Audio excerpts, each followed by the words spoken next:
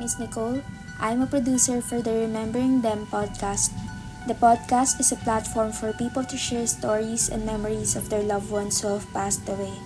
The podcast was created in memory of Dad, Bob Cecil. May he rest in peace. Your host, Mark, Ryan, and Luke acknowledge the rich history and importance of storytelling within the indigenous culture. My name is Jorgi Skeen, and I would like to acknowledge the traditional owners of the land in which we meet here today. Today we're meeting in Meanjin, and those traditional owners are the Yagara and Turrbal people.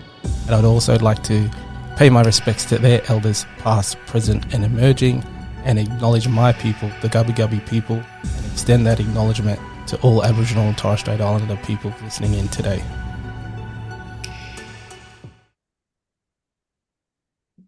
Hello, Ryan. Welcome back to the podcast. Hey, Mark. How are you? The OGs are back. Yeah, this is the purest form. The purest form of the podcast.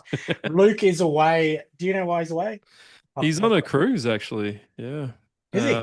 Yeah, Disney cruise. He's a big Disney guy. Funny that you say Disney, mate, because today, the 18th of November date of recording, is actually International Mickey Mouse Day. You're kidding me. That's why Luke's away. It's on the cruise, celebrating Mickey Mouse Day, celebrating the debut of Mickey Mouse in the Steamboat Willie short back in 1928. Man, that's like nearly 100 years. Yeah.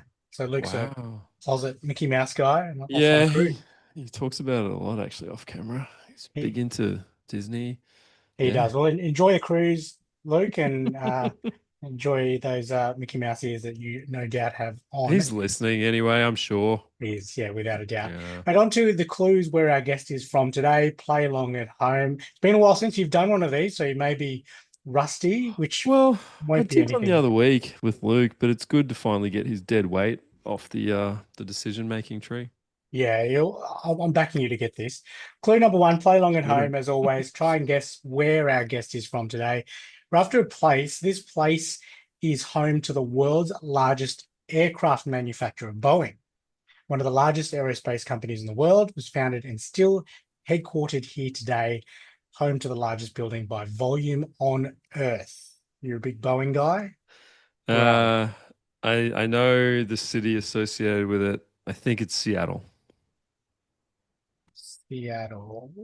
Yeah, well, we're Seattle. Which state? Washington State. Correct.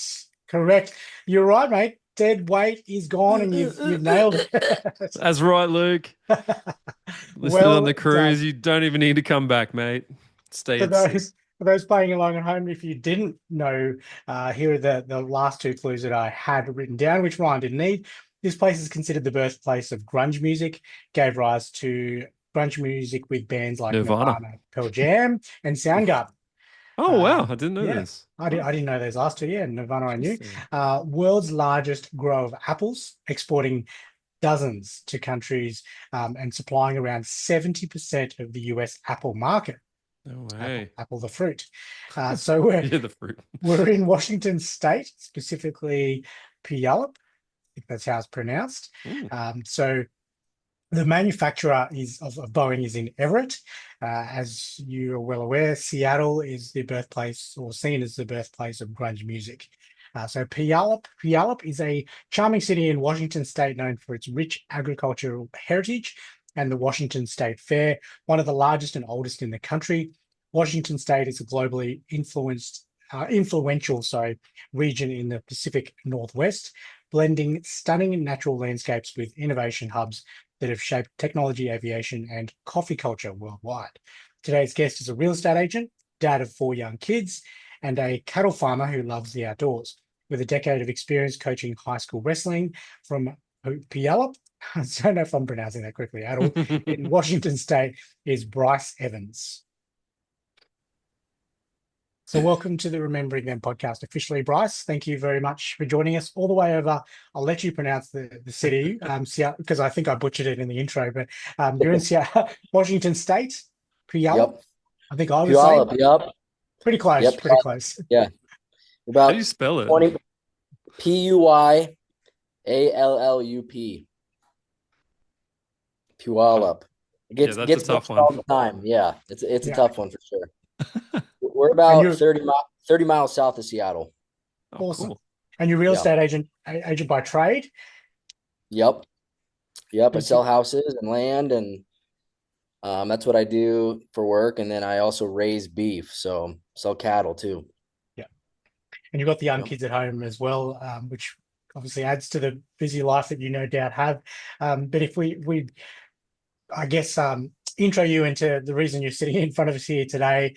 If you'd like to jump in and tell us who we're talking about today, your loved one, tell us about them and what happened. Yeah. So my wife Ashley, we met in seventh grade, and we were friends for all throughout high school, and eventually started dating. So I got out of that friend zone and started dating a couple years out of high school, and we got married, pretty young. Started having kids a couple years after marriage, and we have four beautiful kids.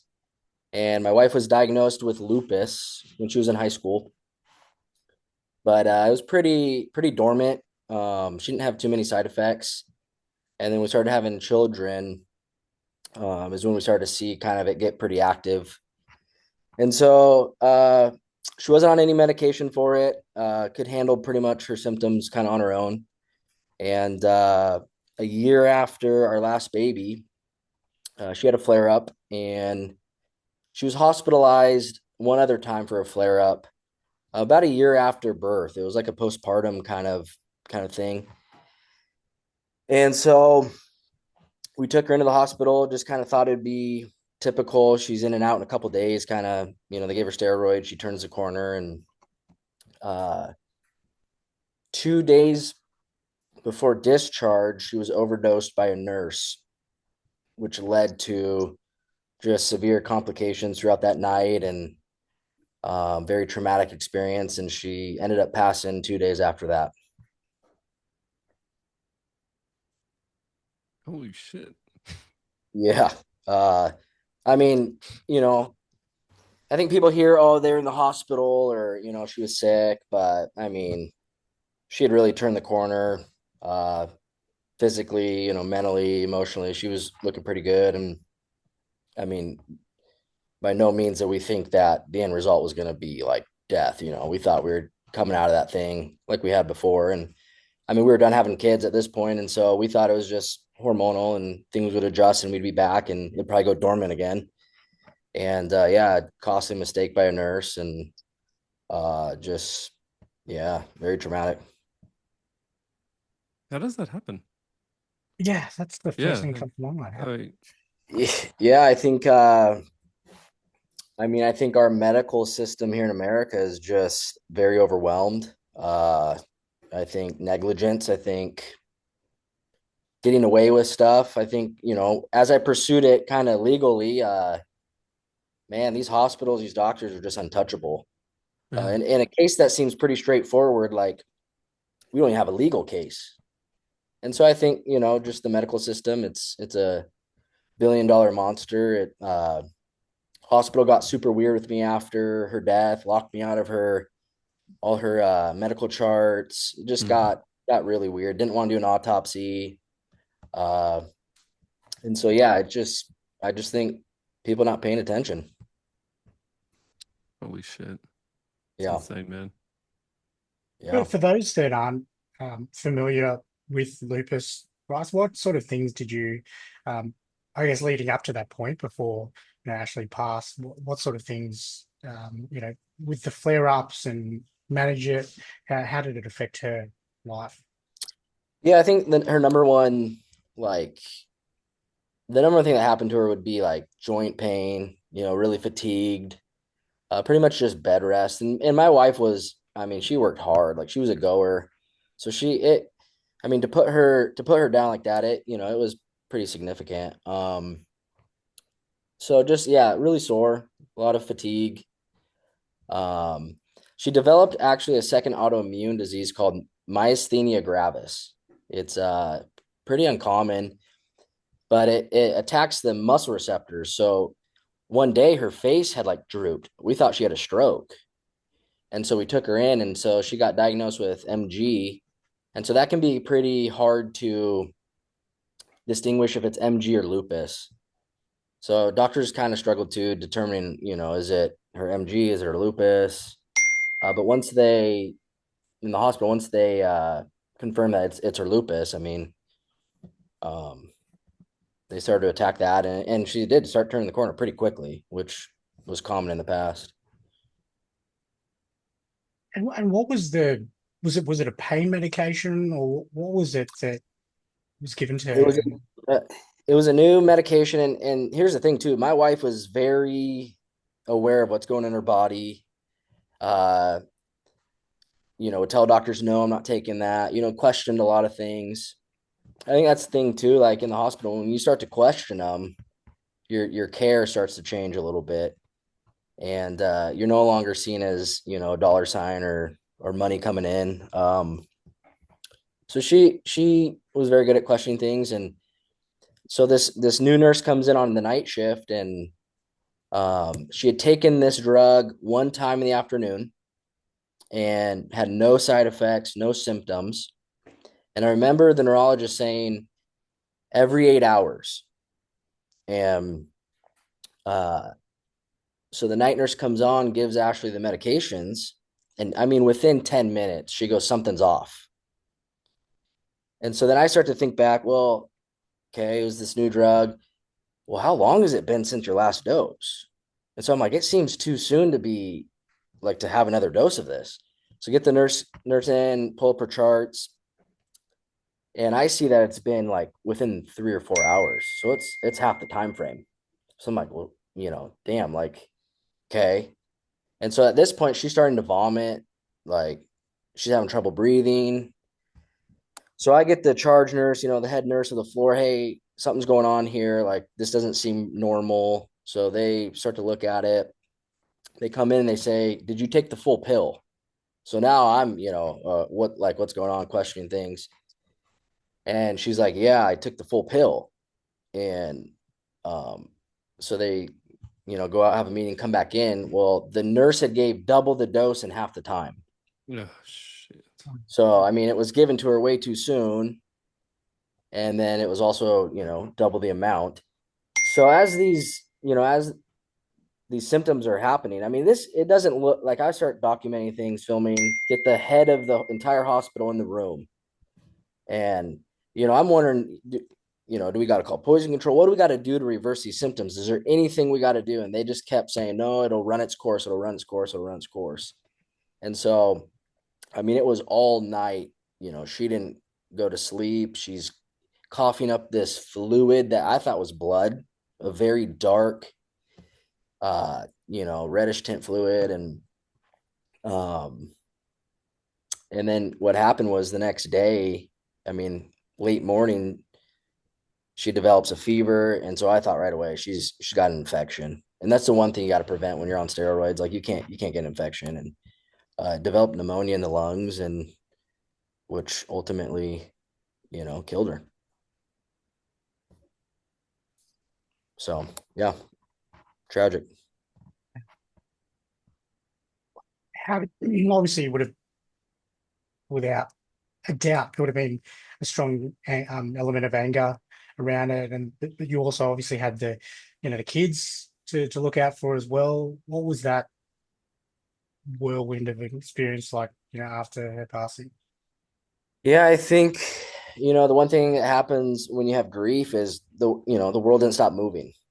So you go through this just traumatic, you don't know up from down, what's going on type of thing. And, at home, I got 4 little kids ranging from, at the time, 15 months to 6. And so, I got to take care of them. I got to focus on them. And so I think from a pretty quick moment after, as things are unfolding, I start to realize where we're going. I don't think I've ever struggled with like truth or the reality of my situation and just in life in general. And so as she's in the ICU fighting for her life, like part of me understands like, hey, we're in trouble here. Like we're in trouble. And so one of the things I want to do is build this whole thing on truth and honesty. Regardless of how hard that's going to be, looking my kids in the eyes and telling them what happened to mom. I got to, teach them that they can trust dad, and dad's here to protect them. And I don't need them, 8 or 9 or 10 starting to realize then what the truth is. And, this whole gap was confusing or, didn't make sense. So I just wanted to build the thing on truth. And so that night I sat the kids down. They were staying at my mom's, and we had a lot of friends and family around, and my sister had flown up from California. And I sat the kids down on a coffee table and told them, what happened to mom. How old are the kids at this point? Cooper turns 8 this December. Kinsley is 6. Lainey is 4, and then the baby is 2. Yeah. And so, communicating to the kids, that's a wide spectrum. We got, the baby obviously has no idea. The Lainey was 3 at the time. As I'm explaining this, she says, "Can I go watch a show?" Has no idea. And Kinsley, who was 5 at the time, starts laughing and says, "Dad, you're joking. Dad, you're joking. You're joking."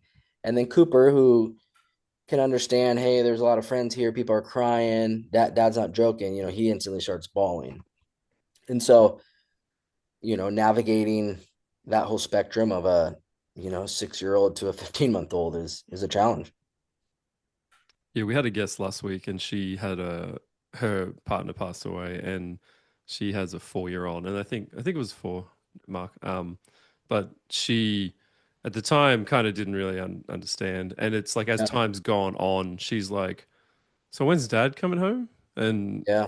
like she's like, he's not, like, it's Yeah. like an ongoing process for that at that Yeah. age.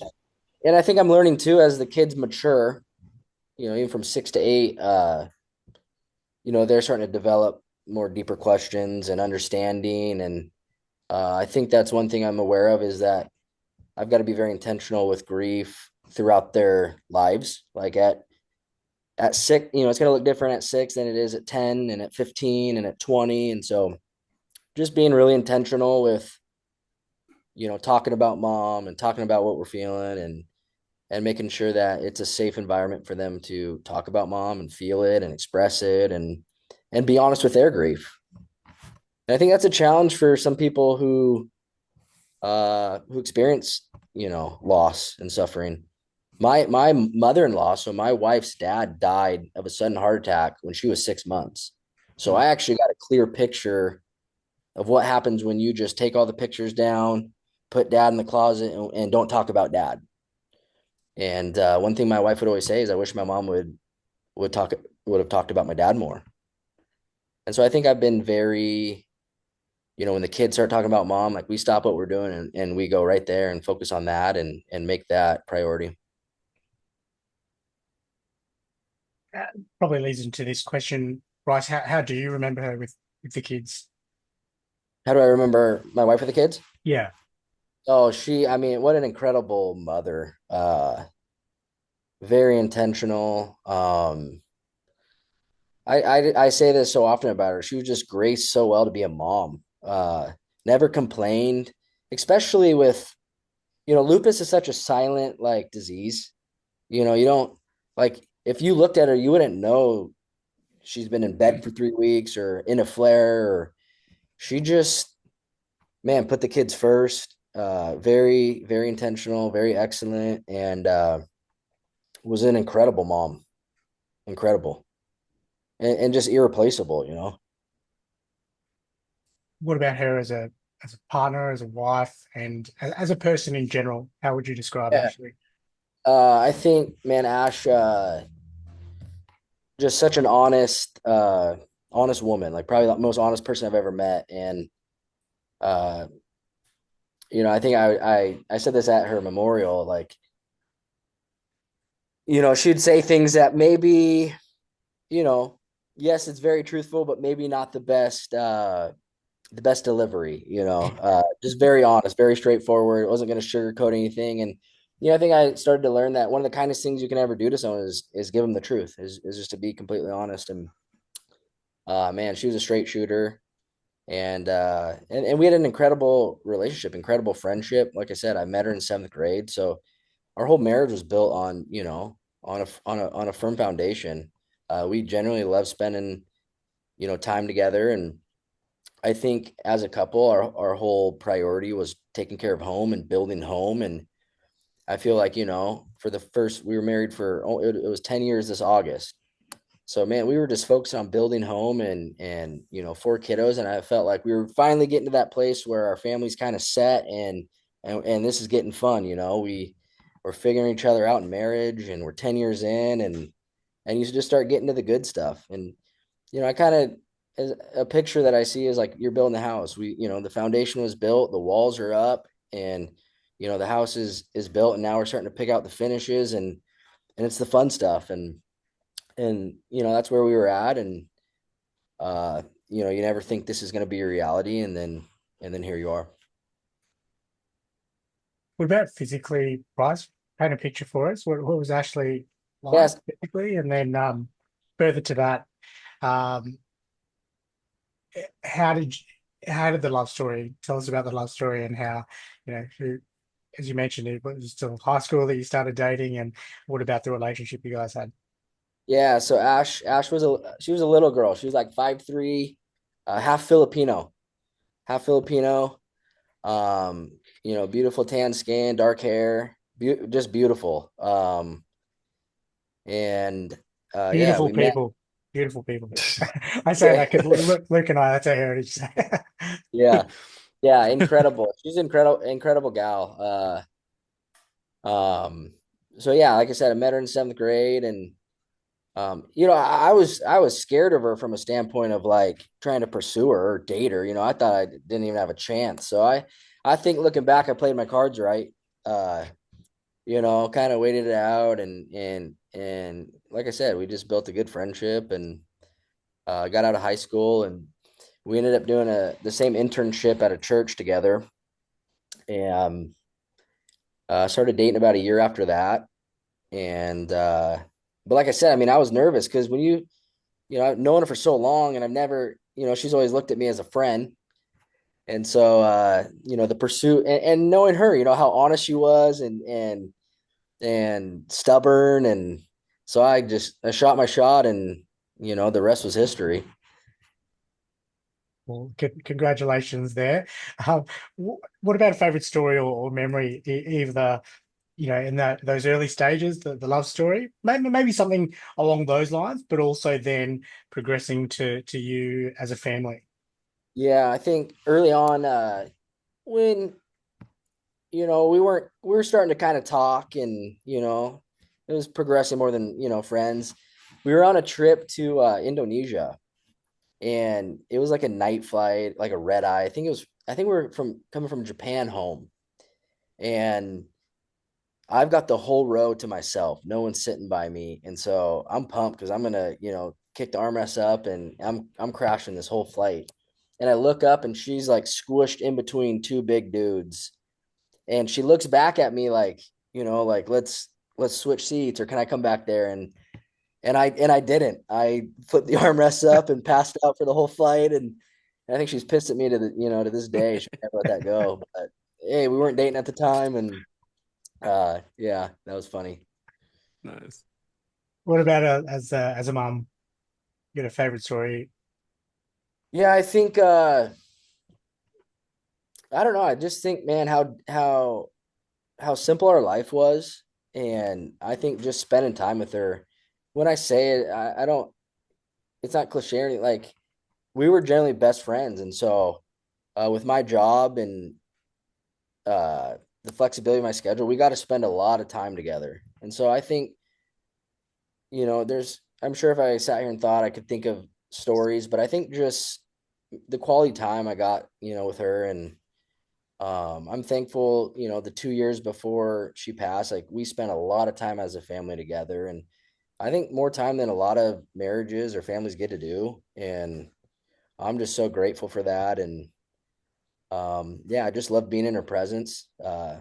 just a beautiful presence, a strong presence. And, I think I'm learning too that the power of her absence is very powerful too. Like, man, I get to see too so much of the foundation she laid as a mom and wife, with her being gone. Things that you see once you lose it. What are some of those things, Bryce, in terms of um, lessons and legacies that she's left behind that reminds you of her? Something that you've taken as a partner, but then also as a dad and then as a parent going forward. Yeah, I think her honesty is a big one. She just lived a life of just raw honesty, and I think just her excellence. Everything she did it to such a high standard. And I tend to be kind of smell the roses type of guy, do, and she was just so structured and detailed. And so I think we just complement each other really well. And she truly did bring out the best in me. And so, yeah, just everything she just did it. She did it so well and with such an excellent spirit. Um, and I continue to see that in my life and our kids. And it's something, I continually miss. Is there something she used to say, quote, or saying that reminds you of her? Yeah, I think oftentimes, I would sneak out, go feed the cows or something. And in her mind, it should take me 10 minutes. And, I'm out there, it's been 25 minutes. And like I said, I'm, staring off into space and looking at the cows or whatever. And she's got 4 kids in the house, wiping butt and feeding mouths. And uh, she would always yell out, "What are you staring at? What are you looking at?" It's like my 10 minutes of just peace of mind, and there she is. And it was like to a T, like, all the time, whatever I was doing, outside. What are you just staring at the trees? Just Just classic. wives ruining everything. Oh, yeah, Just just 10 minutes deep in thought. just give me that one moment. Yeah, give me that moment. And she would just every time, just perfectly. Yep, there it is. Time to go home. Every Yep. dude is And relating to you right now. Yeah. yeah, it's like the walk of shame, walking it from the pasture home, knowing like she's gonna be at that door. Just here we go. Here we go. What was your reaction, Bryce? Did you shout back, or was it just No, if you in trouble. Oh, heck no. Happy wife, happy life, man. Okay. Yeah, we all know the answer to that. I think it depends. I pick my battles, Yeah, yeah. Yeah, I see where you're at day to day. Pick the one battle a year that you Yeah. can be bothered. Yeah. Yeah. Right. Bryce, what about advice that you would give to someone that may go through something similar? I guess certainly unexpected loss that absolutely shouldn't have happened. Advice you would give to someone that might go through something similar. And then secondary to that, dad to dad, someone that, a dad now, with 4 kids or just any, having to look after a kid, I guess, going forward. Yeah. This is a paid partnership with BetterHelp. Hey Luke and Ryan, life gets heavy sometimes, especially when grief hits. For me, that weight often shows up as anxiety. Yeah, it's not always one big thing. Sometimes it's just life piling up, work, relationships, trying to hold it all together. Suddenly, I'm anxious and don't know why. Totally. I used to think anxiety meant panic attacks, but for me, it's more like overthinking every choice or feeling like I'm never doing enough. And it can even hit on good days. Out of nowhere, I'm spiraling over things that haven't even happened yet. It's easy to feel alone in it, but you're not. That's why we're talking about our paid partner, BetterHelp. BetterHelp connects you with credentialed therapists who can help manage anxiety and more. Most people go to BetterHelp for anxiety, and 69% feel better after just 6 weeks. Getting started is simple. Fill out a quick questionnaire and get matched with a therapist. If it's not a fit, you can switch at any time. Their support team is super responsive, and with over 7,000 reviews and a 4.3 Trustpilot rating, it's a platform you can count on. So let BetterHelp help manage your anxiety so it doesn't manage you. Click the link below or go to betterhelp.com/rememberingthem for 10% off your first month. Yeah, I think grief is just so different. And so I try to word this like, I don't it's hard for me to give people advice. I think I just like to talk about things that have worked for me. just because it's all just unique and case by case, and like I said, so different. But I think, man, you gotta feel it. You gotta acknowledge it. You gotta sit in it. Um, you gotta talk about it. I think one thing that's been super healthy for me is just talking about my suffering, my grief, my pain. Um, I think it's been very therapeutic for me. Uh, and I think the biggest thing is I've been honest with the kids. I've also been honest with myself. So I've been very honest with what I'm feeling. And then I am very intentional with my grief. So with kids, you kind of got to step in and out of it. You don't get the luxury of just grieving 24/7 because you got kids to take care of. But I got to be intentional daily. And so that looks like sitting in a chair at night when the kids are sleeping and journaling or crying or feeling what I'm feeling and wrestling with thoughts. And I mean, for my situation, it's a traumatic one too. And I've had to wrestle anger and resentment and uh, a lot of things. And so I think the longer you stuff it, avoid it, hide from it, I think that thing's just gonna manifest and grow and can prison you. And I really do believe that grief can be a prison or it can be your purpose. But I think you gotta face it.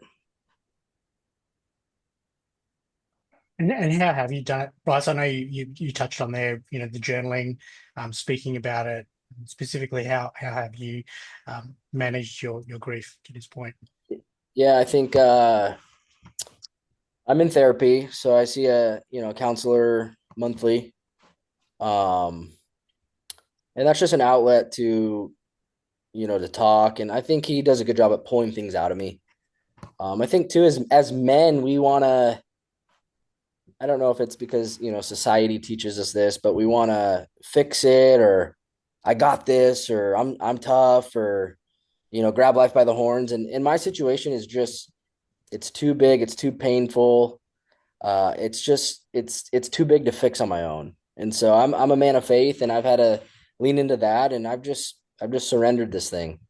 I have to let go of it, and I have to trust that the Lord's faithful and He's protecting my kids, um and so I've just learned to surrender those emotions. I still deal with them, but I think you gotta just learn to put them kind of in the right place. They don't get authority over my life, or they don't get to rule my life or dictate my decisions. And I think that just comes through a lot of time of just solitude and thinking through this whole thing, processing it. You mentioned there, guys in general, stereotypically, it's worldwide. It's the same over here. We've got Yeah. this, and I can handle this, or whatever. What was it for you that I guess made you realize that I'm gonna need a bit of help here, or it's important to have this outlet, and open yourself up and be a little bit vulnerable to get through this. Yeah, I think I've always been open to like, counseling or therapy. I think it's just a healthy outlet. Um, but I think one of the weakest things a man can do with his pain is hide it, honestly. I think it takes a strong man to admit it, acknowledge it. Uh, Also, I'm not too convinced that you can heal from something that you haven't felt.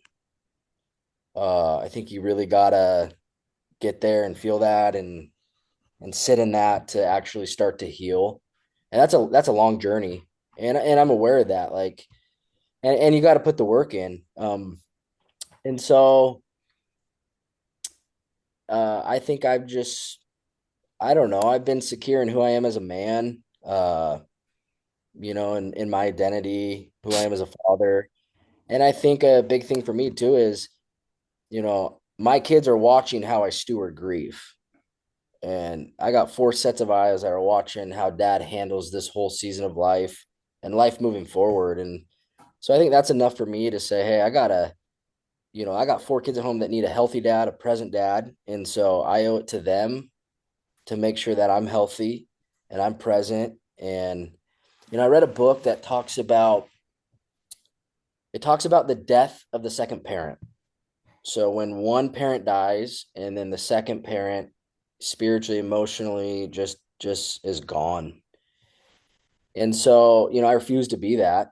And, I owe it to my kids. It's a good answer. So Going forward, Bryce, how do you, I guess you specifically, as a partner and a husband, with that love story, how do you honor, or how do you plan to honor Ash's legacy going forward, and then also as a family? yeah, I think the number one way is continuing to talk about Ash. Continuing to talk about her, kids talk about her, friends, our family. We talk about Ash. I've had so many people like outside of our friend group that, I think a lot of people don't know how to talk about grief. And I think especially in the American culture, like, man, death happens and no one knows what to do. No one knows how to process. No one knows, and it's awkward for adults. My 5-year-old could talk about death better than a lot of adults. And I see it all the time where they'll just talk to people and these just amazing stories have come out of, from the kids starting these conversations with people, some random people. So I think the number one thing is continuing to talk about her. When right before Ash passed, we had talked about starting a flower farm, on the property we have. And so we were working towards that and getting ready to do that. So I started that this spring, started the flower farm. And so, continuing to walk out our dreams. We're in the process of starting a wedding venue. And so I've changed the name. It's going to be called Ashley's Haven. My wife liked to write a lot and journal a lot. So a lot of her, I can just picture a lot of her writings in there, pictures of her.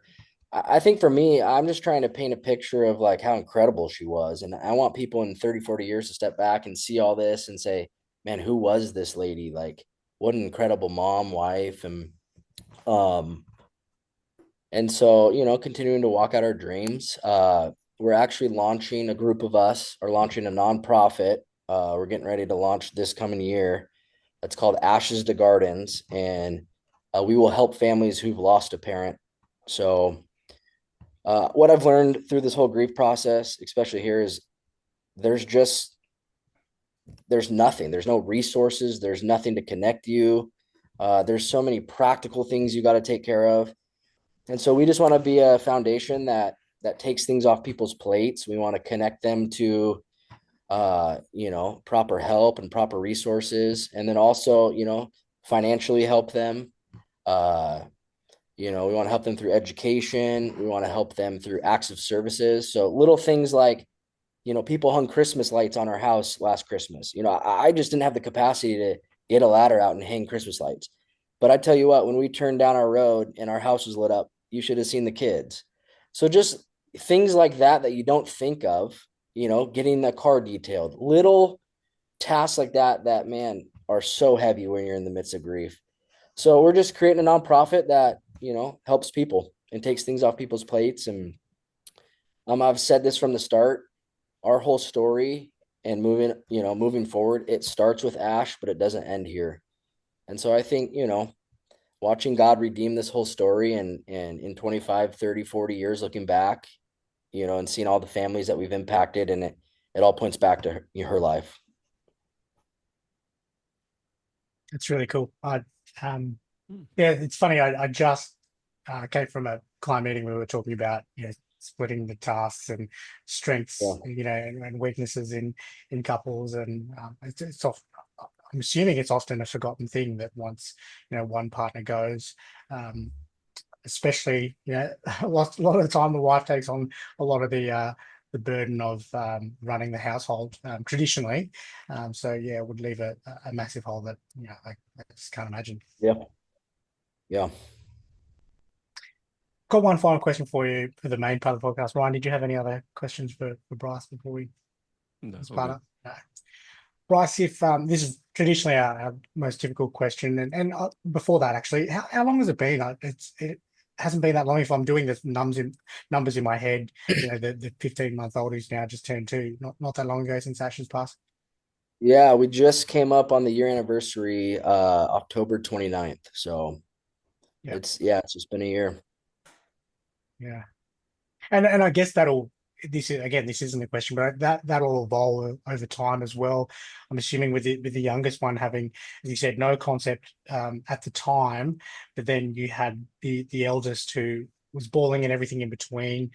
Is it something that you have thought about and prepared when, I guess, especially as the baby gets to a stage where, assuming, pictures and talking about mum, that's something that's constantly evolving with the children?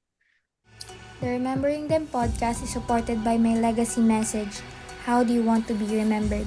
My Legacy Message provides a service that delivers a personalized keepsake video to your loved ones, often as a surprise after you pass.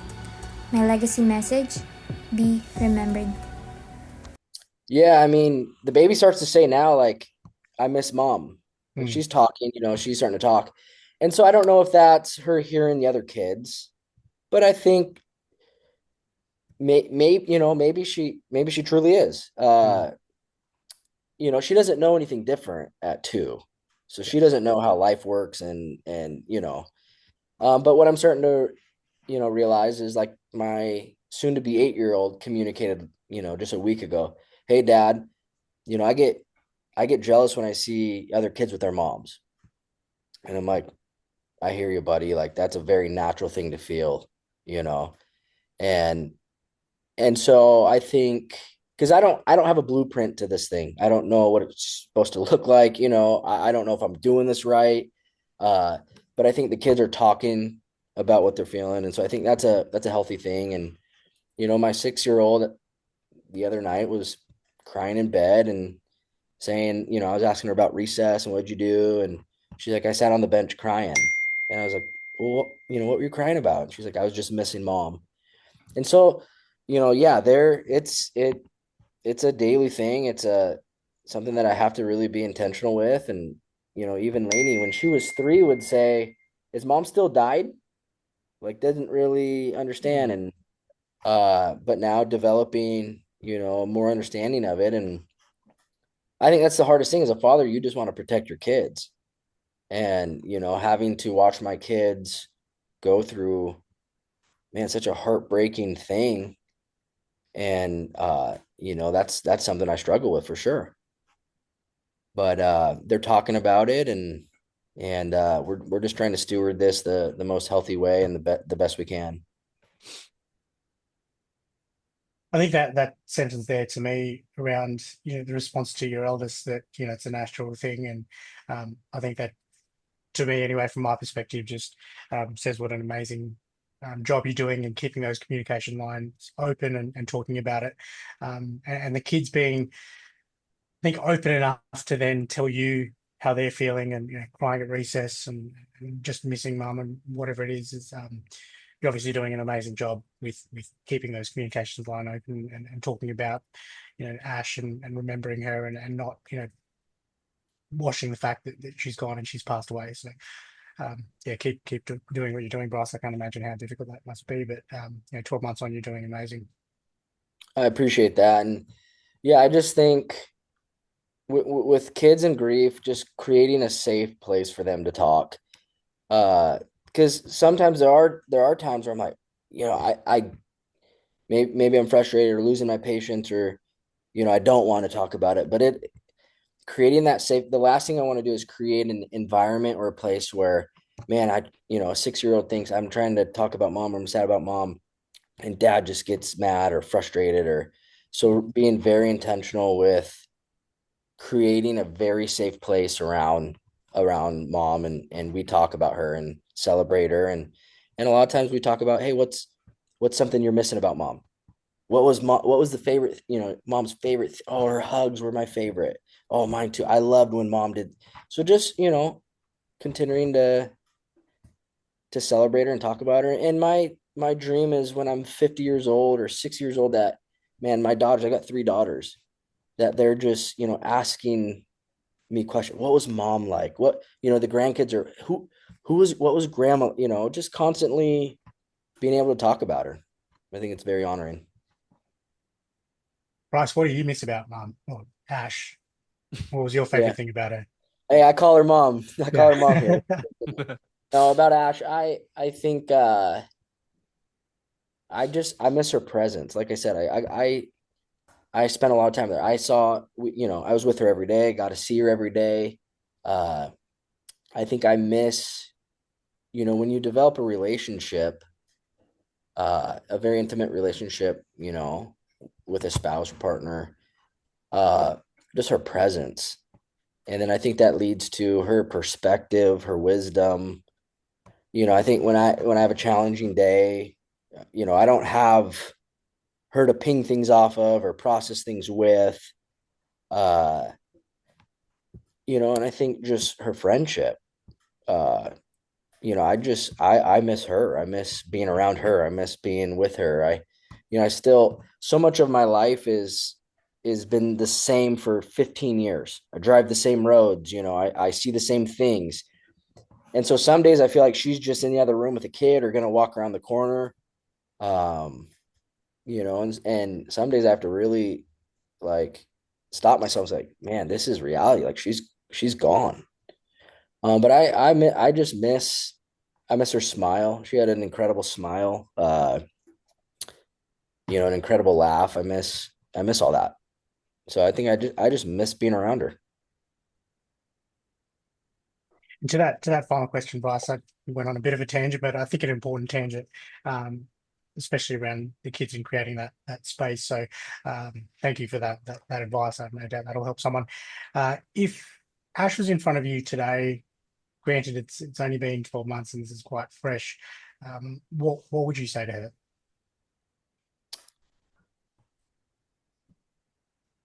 I don't even know. I don't know. I don't know what I would say to her. Probably I'm proud of her. Uh, yeah, I think she fought so hard to bring these kids into the world. Uh, she fought so hard in her last days.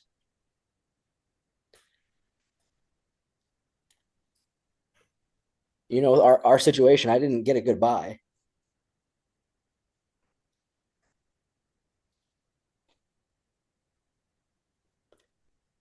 So I think, I was with her every day in the hospital for 30 days. And man, we had some of the most intimate days in that hospital. And I'm thankful that I had the opportunity to serve her in her lowest days when she could give me nothing in return. And I hold that so near to my heart. And I'm so grateful that I chose to stay by her side every day and that I had family to help with the kids. And um but I would just tell her that I'm so proud of her and that I miss her more than anything.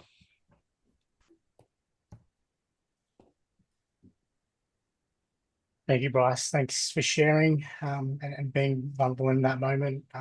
Thank you for this whole conversation. I think it's been a really powerful one. It was, and equally, look, it was great hearing about Ash and the wonderful partner, wife, mother she was, and I think you're creating a beautiful legacy for her going forward with a how you're communicating with the children, but also b the other plans that you've got in place. So again, I know I mentioned it earlier, but you're doing an amazing job, and we just thank you for giving up your time. We're so grateful and honored to have you on and talking about Ash. I appreciate it. I'm, honored to come on and talk about her story and thank you for the opportunity.